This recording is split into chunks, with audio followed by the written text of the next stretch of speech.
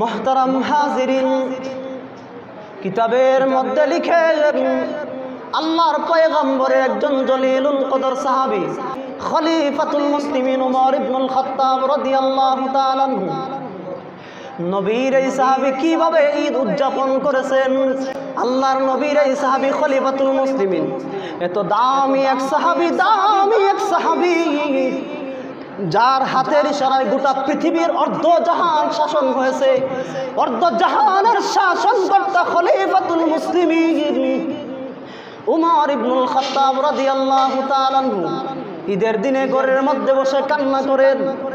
আল্লাহর নবীর একজন সাহাবী আবু হুরায়রা রাদিয়াল্লাহু তাআলা আনহু জিজ্ঞাসা করেন, এ খলিফাতুল মুসলিমিন, ঈদের দিনে কেন ঘরের মধ্যে কান্না করেন?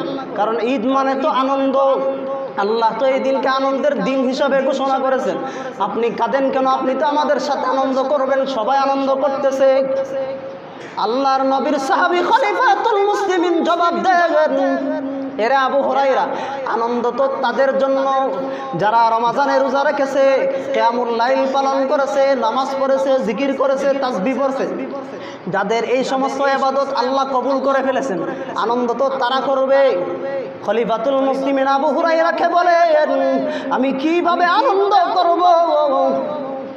রমজান মাসে রোজা রেখেছি 30 রোজা, কিয়ামুল লাইল সালাতুত তারাবি আদায় করেছি, তাহাজ্জুদ করেছি, জিকির করেছি, কোরআন তিলাওয়াত করেছি, আল্লাহর গোলামি করেছি। আমার এই সমস্ত ইবাদত আল্লাহ কবুল করেছেন কিনা আমি জানি না, আমি কিভাবে আনন্দ করব? আবু হুরায়রা অবশ্যই এই দিন আনন্দের দিন, যাদের রোজা কবুল হয়ে গেছে তাদের জন্য আনন্দের দিন, কিন্তু আমি কিভাবে আনন্দ করব?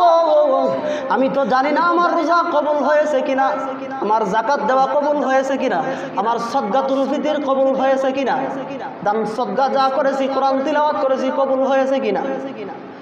নবীর সাহাবীদের দিনেও কান্না করে। আল্লাহু আকবার। এই হলো তাকওয়া। এটাকেই তাকওয়া বলা হয়। রোজার মাধ্যমে অন্তরে ভয় চলে আসছে, কারণ রোজার উদ্দেশ্যই হলো, মাকসাদ হলো, লক্ষ্য হলো, আল্লাহ বলেন, ইয়া আইয়ুহাল্লাযীনা আমানু কুতিবা আলাইকুমুস সিয়াম কামা কুতিবা আলাল্লাযীনা মিন ক্বাবলিকুম লাআল্লাকুম তাত্তাকুন। রোজার মাধ্যমে যেন আল্লাহর ভয় তৈরি হয়। খলিফাতুল মুসলিমিনের অন্তরে ভয় চলে আসে।